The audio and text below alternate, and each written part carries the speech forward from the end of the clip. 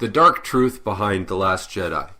So we've all asked, well, all of us with brains in our heads, we've all asked at some time or other, or many times, hundreds of times, what was Rian Johnson thinking when he made The Last Jedi? Is he a moron? We've also asked, what was Kathleen Kennedy thinking?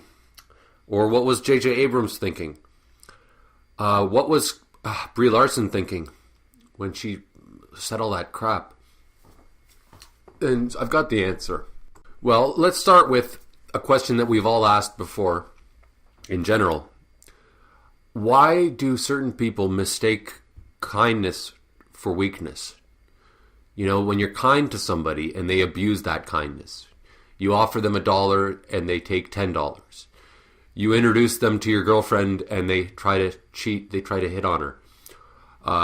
Or a girl cheats on you or whatever. You know, whenever somebody abuses your trust.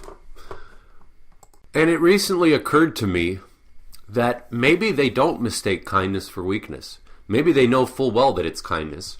But maybe they don't like it when people are kind to them. Maybe they hate themselves and they want to be punished. If you punish people when they're nice to you, they're going to stop being nice to you. You know, why do certain people want abusive relationships? Because they hate themselves. They don't want somebody who loves them and who's kind to them. They want somebody who hits them or whatever. And I think that's... and you know what? When you look at it like that, it's easier to have sympathy for these people. Because it's not that that there's something wrong with you.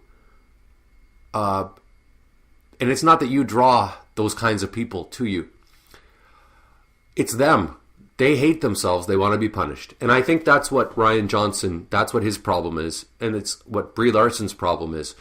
Because you look at these people and there's a lot of anger and hatred and negativity there.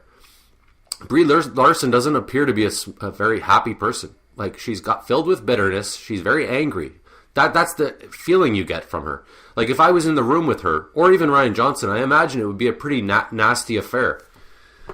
There wouldn't be a lot of sincere smiles or laughs. It would all be very sarcastic. You know, it's not very difficult to be liked or to be pleasant or nice. So somebody has to really go out of their way to be hated. And, you know, Rian Johnson he's got to hate himself quite a lot to want all of the fans to hate him, right? That's really messed up. Ryan Johnson, I don't care whether anybody agrees with me, Rian Johnson's going to go down in history as an awful director, awful person. Like, he's going to be made fun of for eternity. And Brie Larson is going to have the same situation. You know, the blast radius, the bomb's already dropped. It might not have reached you yet, but it's on its way. And Brie Larson, her career's over. Even if it's got a few years left, she can't backpedal from the things she said.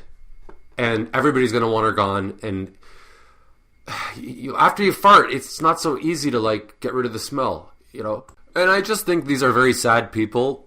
And, like, you got to be pretty sad to make me not want to see your movies. Even for free, I wouldn't want to see Captain Marvel. Even for free, I wouldn't watch a Rian Johnson movie. You know, for all the hundreds of $1 million that go into these movies, I wouldn't even watch it for free. You gotta really suck. And you might ask, how am I any different? I say negative things all the time. I'm a big hater. Well, the difference, I guess, is that I'm intelligent. I think that my thoughts are a little bit better than Rian Johnson's thoughts. They're more unique. They're more on point. Rian Johnson's thoughts are just ridiculous. They're all sarcastic. He never is genuine, I don't think, about anything that he says. Sincerity is automatically positive, even if it's hateful sincerity. You know, at least sincerity goes a long way. Also, I'm not squandering millions of dollars. I'm just making a stupid YouTube video. And you know what? I don't bring my dirty laundry to work with me. When I go to work, I put my best foot forward, and whatever issues I've got, you know, hemorrhoids, my girlfriend just cheated on me, whatever, I don't go to work and get glum and start complaining to everybody and get all bitchy. I always come with a good attitude. And that's what you should do when you're, like, making The Last Jedi. You should just forget about how you hate yourself and just make a goddamn good movie, you know? Like James Gunn, right? I don't like the Guardians of the Galaxy movie, but at least he puts his best foot forward. He leaves his pedophilia, in the closet, and he does a good job with Guardians of the Galaxy. It's like when someone, you go out to dinner with somebody and they just like pout and whine the whole time. And they, I don't know, they just start being bitchy and crying at you and getting angry or whatever. That's not, just don't go to dinner then. Don't come out if you're feeling nasty. And that's kind of like what The Last Jedi was. I haven't seen Captain Marvel and I never will, but The Last Jedi was basically just saying, I'm in a bad mood, fuck you all. Now I'm just going to be like shit all over the place. And for the record, I don't believe anybody actually likes The Last Jedi. I think it's objectively bad. Everybody who says it's good is lying. I've confronted people who said they liked it, and they pretty quickly say, well, yeah, I don't really care too much about Star Wars, or, yeah, no real Star Wars lovers loved The Last Jedi. Nobody. It sucks. And again, for the record, I don't believe Rian Johnson ever was getting a trilogy. I think it was to weather the storm of the fact that the movie sucked.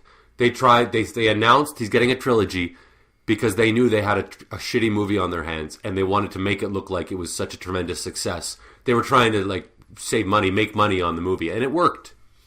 But he was never getting a trilogy. What prompted this new video about The Last Jedi? Well, I was on IMDb the other day, and I don't think I should be going on there anymore. And IMDb constantly says nothing bad about The Last Jedi. All along, they just all talk about how great it is.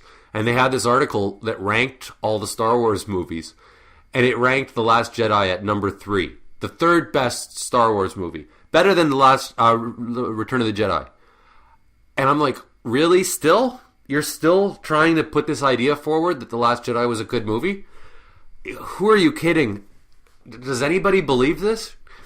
So that's what prompted this. For the question about whether Rian Johnson intentionally wanted to split the fan base, because people make way too much out of an interview where he said that you should be provocative and you want to have half your audience hate your movie.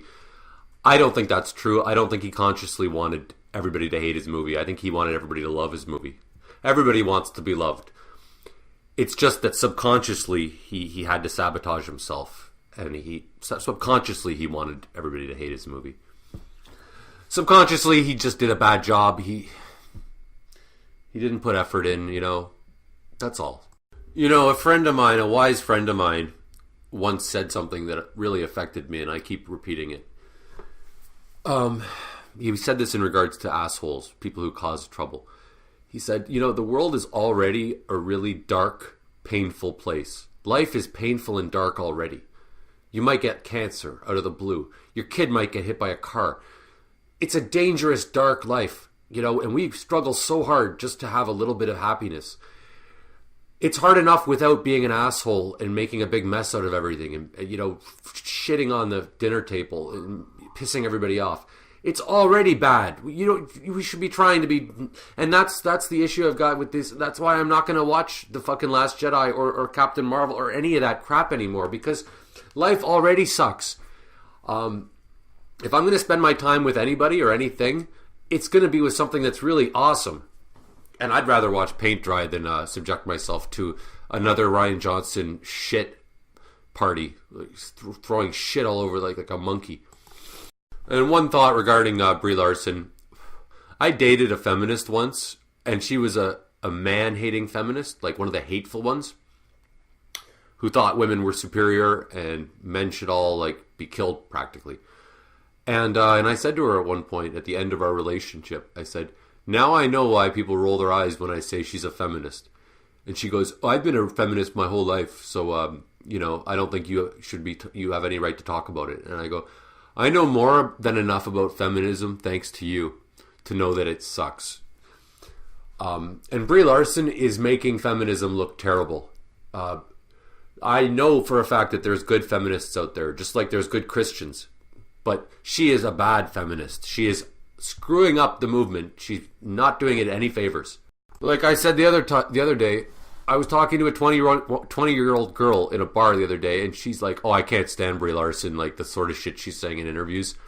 So, I mean, she's making women hate her. That's enough for now. I'm not entirely different than these two people, Brie Larson, and, you know, I hate myself too. But I don't think I hate myself as much as these two. If you support gays, click like. If you respect blacks, comment. If you think women are people too, click the notification bell. And if you care about sick children, subscribe.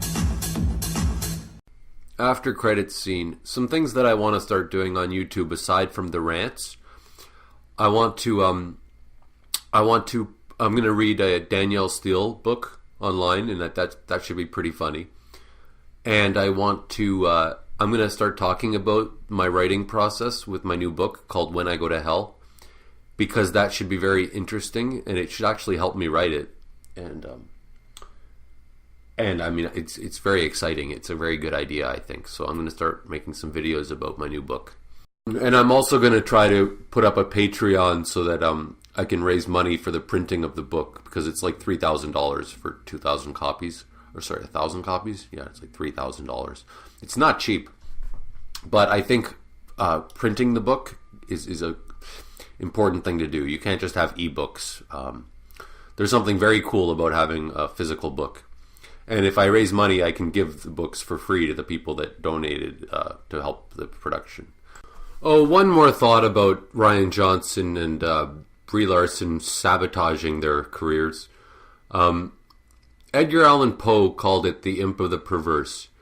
The need that we have to have a wonderful situation where everything's going great and to screw it up intentionally because you just want to fuck up.